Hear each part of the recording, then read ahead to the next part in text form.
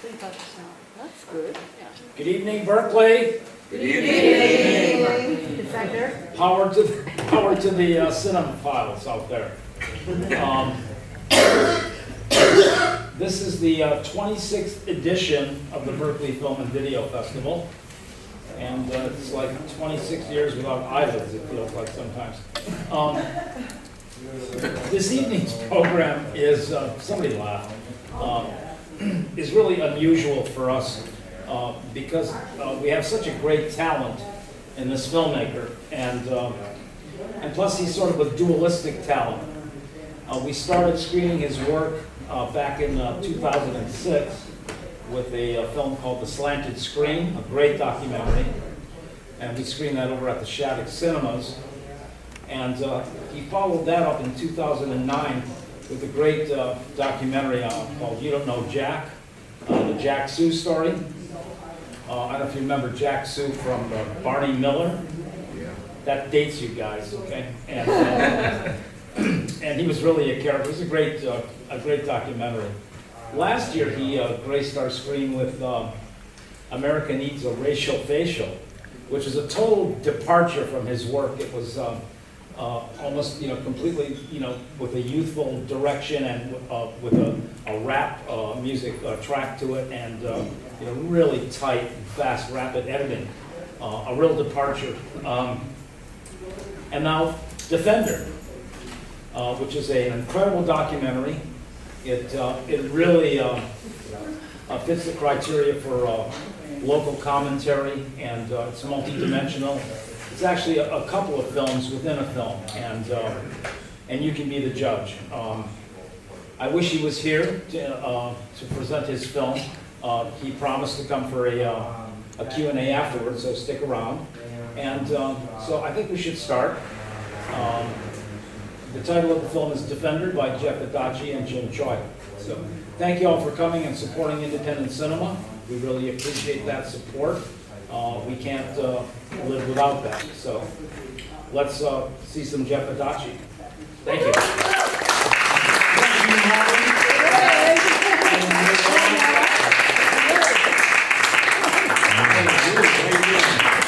These were three great public defenders. I'm going to include you, Willie, too. Let me give you Gene went to China and Vietnam and all over the world, and has taught Trying to spread the word. public defenders everywhere. Marinella was our ace social worker when we had no support, and we love her, miss her to death. And Willie, how you doing, man? Are you in Canada or where you at? No, I moved back. You moved back? Okay. Well, I just want to thank you all for being here and being part of the screening, and I can't express to you how much you being here. Right now, Francisco, who is in Defender, is trying the case with Matt Gonzalez of the case of Mr. Sorake Garcia, and it's a case that you probably heard about during the presidential election. There's really so much at stake. And they're back at the office working hard on the case right now.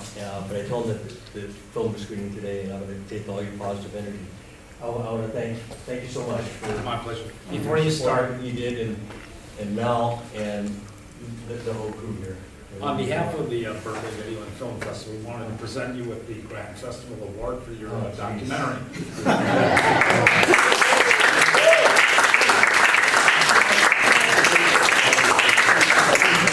You guys have been such great supporters of Since 2006. Yeah. And, Berkeley, I see my friend Suzanne here from, hey Jackie, how you doing? And, we're all students here at Berkeley. We had no structure. We knew we wanted to try to change the world. And we came to UC Berkeley, and that's how we got involved in social justice. And it was such a part of, at least, who I became, and to be back here and to show the film as part Our of distinct honor. Thank you so much. Jeff Adachi. Any questions? Yeah. So, what kinds of cases do you typically get at your office involving homeless people? Is it more like illegal camping cases, or what kind of cases? Well, first of all, I love your voice. You got a traveler's voice. Thank you. What we do is represent the person no matter what they're charged with. And yeah, we do represent a lot of homeless people, people of color.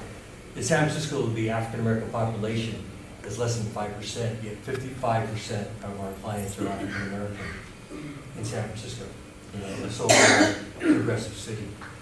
And the problems that you're seeing in Ferguson, you know, in Maryland, all over the country are the same that are happening here. But yeah, I mean, we have, as we speak right now, there are over 2,000 homeless children in the public schools who don't have a place to live, right? And they're trying to go to school every day and just, you know, keep food in their mouth. And it's hard to even reconcile that with the kind of wealth that we have in San Francisco. So when we talk about crimes against homeless people, we're talking about battery on a police officer. I mean, Michael Smith had a job, he had a place to live. After he was arrested, he lost his house, he lost his job, and he was on the street. The last time I saw him, he was still on the street. He's got a lawsuit going against the city. You know, I hope he wins, but you know, we don't realize, I think, how fragile and vulnerable, you know, we are. And you know, I know, Gene, I mean, you've seen what folks in other countries are going through, just in terms of trying to get basic justice, where they're, you know, you go to China and the law is discretionary. It's not mandatory. So when they say the police should not kick your ass, it's like discretionary. It's not mandatory. And you know, the realities are very different. And you know, for most of our clients, they don't have the capability of, you know, being able to recover from some of the things that, you know, I mean, think about it now. If you got arrested and you lost your, you know, your house and you lost your job, how would you recover from that? And that's really the question that we're asking. Thank you. Yeah. Why do you believe, I'm also a defender, I mentioned before, Yeah. at Monterey. I was a public defender in Marin County. In Marin County, that's right. And I've been practicing for 39 years. Yeah. You were with David Brown and, Yeah, you know, when Bill Spade was there. yes. Before that even. My question is this.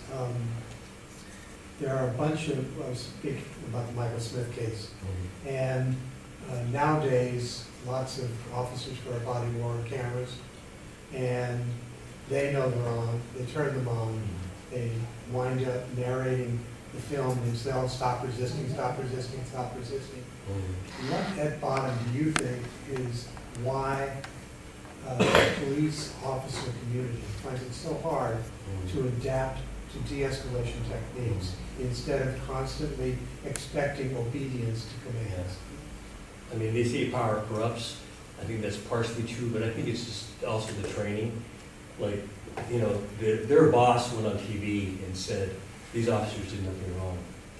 And even if somehow you could justify that, there's sure something they could have done better. And that's why partially we made this film, because we wanted to show that, you know, there are other alternatives to doing what they did. I mean, you know, from their standpoint, they felt that, you know, they had a young man who was reported to have a gun and reported to have committed this robbery, and they didn't even question, you know, the circumstances. When we see a guy coming out of a BART train with a backpack, short pants, it looks like he's 19 years old, got a Mickey Mouse shirt on. And as one of the jurors said, you know, if it was him that was coming out, you don't think he would have been treated the same way.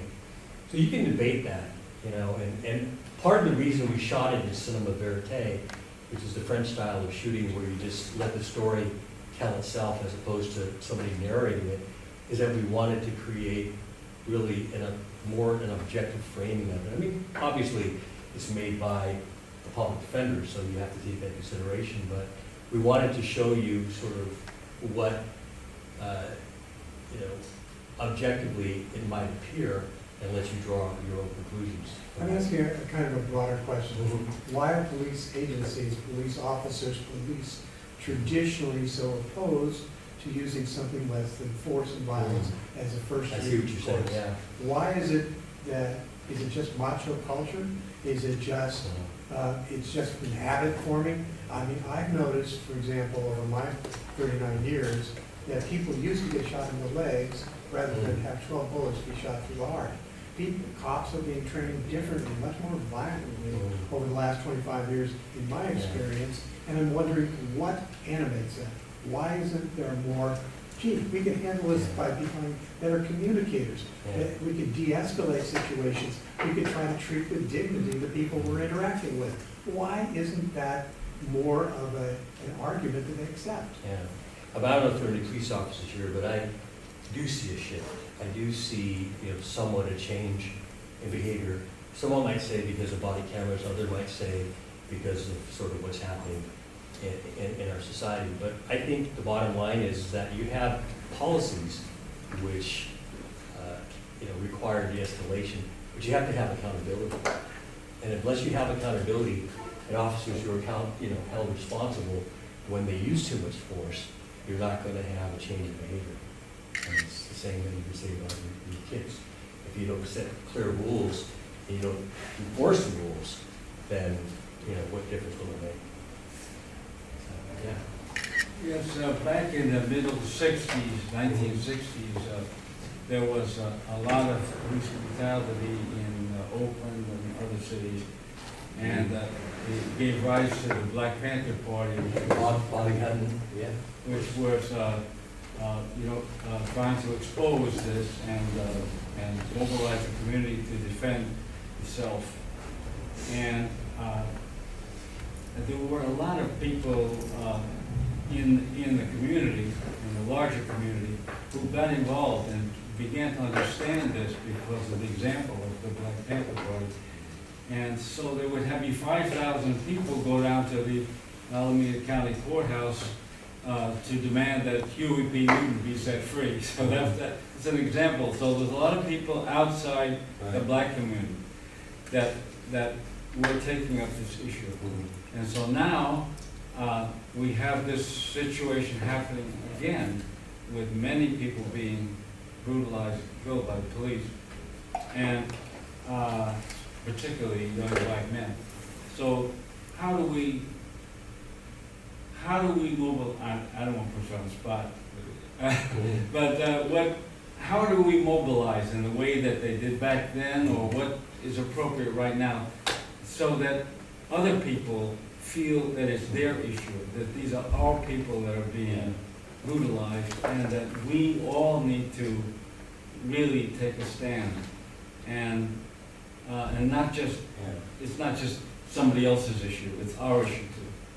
Yeah, I was not a child in the 60s, so I grew up watching it. And when I went to Berkeley in the 80s, it was very much, I thought, a reactionary place. I mean, it was a place where you could be free-spirited and all, but most of the students were, coming back to the middle or to the right. And I think that, what we're seeing now is that the pendulum is swinging the other way. I see it. I see it in terms of criminal justice reform, Black Lives Matter, the awareness that has come with citizens videotaping what they see, and the shootings of black men and women primarily, but also other people of color. And I think regardless of who the president is, regardless of who the administration is, that criminal justice reform and juvenile justice reform, is happening. And these are issues that public defenders and Marinella, Gene, and so many others have worked on for like 20 years. We're talking about bail reform. This is not something new to us. This is something that's been part of what we believe as public defenders, our platform, but we're not seeing until now sort of the realization. And you've got Jay-Z writing about bail reform in Time magazine. That's great. And you've got Beyonce singing about, injustices since slavery. And that's important, but I think unless we see a change in the concrete policy, we still have over 2.5 million people in prison in the United States, half are black. We have more black people in prison than were enslaved during slavery. We have more black people in prison in this country than the populations of 15 major countries, including England, India, the UK. I mean, it's really insane, and you're paying for it. Our budget for the Department of Corrections in California right now is like $11 billion. And we built 7 prisons in the last 10 years and only 1 university. So, I mean, you know, that's the reality of what's happening in this country. And so part of what we're trying to do through this film Defender is to shift the narrative a little bit and get people to understand, hey, John and Jerry, let's see him back there. They helped me a lot in my campaign when I ran for public defender, which was a long shot. But you know, what we're trying to do is actually create a series about public defenders so we can get some of these stories out there, so we can talk about mental illness and homelessness and gangs. A lot of the issues that come across our desk are ones that are, you know, critical, I think, to the survival of this country. And so, not to say that public defenders are, you know, are superheroes or not. I mean, we're often overburdened. The stereotype you hear about public pretenders not having enough resources, you know, not having too many cases, having too many clients, is all true. But in San Francisco, we've been fortunate because we do have a very well-funded office. When I started the office, started as public defender, we had a $13 million budget. Today we have a $36 million budget. And we got there by advocating, by refusing to take cases, to have a reasonable caseload, to start fighting for things like immigration. In New York, if you're a detained immigrant, you have a right to a lawyer in every case. In San Francisco, it's hit or miss, as you saw. And so, you know, trying to move ourselves to a place where we see justice for everyday people as really part of the fabric of this country. When we say injustice, liberty for all, you know, we actually mean it. Yeah. So I'm in school right now, community college. I want to be a lawyer, and I was thinking. I went to community college. Yeah. I was thinking lately that I would like to be a public defender because I want to help real people with real issues, not some guy that's complaining about his neighbor's tree. My question is does your office have internships for people like me? We have over 250 interns that volunteer every year in our office, law students, even lawyers in other countries that come, and yeah, they're really a big part of what we do. So if you're interested, let me know. Okay, thank you. What's next, Jeff? How you been, Oh, Marinella? I'm doing good. I doing really great. enjoyed it a lot. Marinella did all of the juvenile heavyweight cases in our office when a young person was charged with like a serious crime. Marinella was the one that handled their case, and you saved so many people. Thank you. What's next? What film's next? Mm. Got one in mind? Well, I was kind of getting discouraged because we premiered this at the San Francisco International Film Festival, and then it was kind of like quiet for a while, and we didn't get a lot of, typically, because I'm Asian, you apply for Asian Film Festivals. The Asian Film Festivals, for some reason, didn't accept it. And, you know, one thing you probably don't realize from the film is Michael is half Asian American, he's half Filipino, and we don't mention that in the film, but, you know, but he is. And so we didn't get a lot of interest until we got accepted to a big film festival called the Independent Television Film Festival in Vermont. And so you go there for 6 days, and I'm not a television person, right? I watch a lot of television. And so we went there were 200 writers, 200 filmmakers, and 100 executives, and you basically get to pitch your film. And we didn't make the competition until the end, but as a public defender, I'm going to push. So I got up everywhere, just like pitched the film, and Q&A, wherever. And we got a couple of producers who are interested in producing a series. So we'll see what happens. It's a long shot at this point, but that's my goal. And I don't care who makes it. I don't care if I make it or somebody else makes a film, but I want to make a film about public defenders, social justice, and about some of the themes. Like the first one is about racial justice. The second one is about immigration. And then the next one that I'm shooting now is about the Garcia-Zarate case and about, you know, sort of the, you know, the intersection between criminal law and immigration. So I don't leave other events tonight, but I want to say how much this means to me. I want to thank you and I'll pass this on. And we love you, Berkeley Video Film Festival. And thank you so much for all coming out.